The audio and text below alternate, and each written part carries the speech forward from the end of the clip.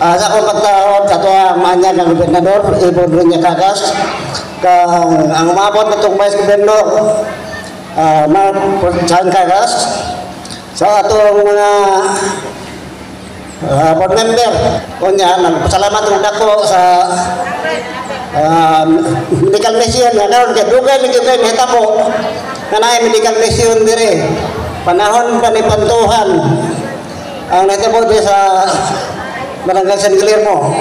O karon ako kayo kong pasalamat sa provincial government o sa mga tanang mga doktor o tanang mga UN. So, ang ako kay kapasalig karon nga sigurado madaog ang gobernador.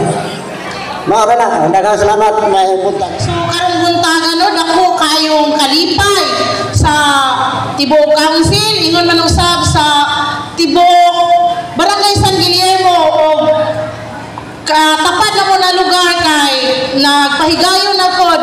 Dako kay namong pasalamat sa panguluhan ni Gov Ibon nga nagpahigayon gyud og kanang medical mission diri sa moang barangay tungod kay layo pud ang moang barangay sa lungsod. So dako kayo ni nga oportunidad nga gihatag sa mua nga makabenepisyo ang mga taga barangay San Guillermo sa mga medikal nga panginahanglan tungod kay dako kami og kanang gastuhon ba kanang kini basig moadto lang mi sa moang health center sa Hagunoy. Kung kami ray pasahero tag 100 gyud na ang pamasahe. So dako kay namo ning pasalamat og garbo pud namo nga taga San Guillermo nga nahatagan gid mi ani nga serbisyo gipanguluhan sa atong gobernador sa Tibok team sa gikan sa probinsya, Tibok team sa medikal. Daghan kayong salamat sa inyong pag-anhi bisan pa sa kalayo.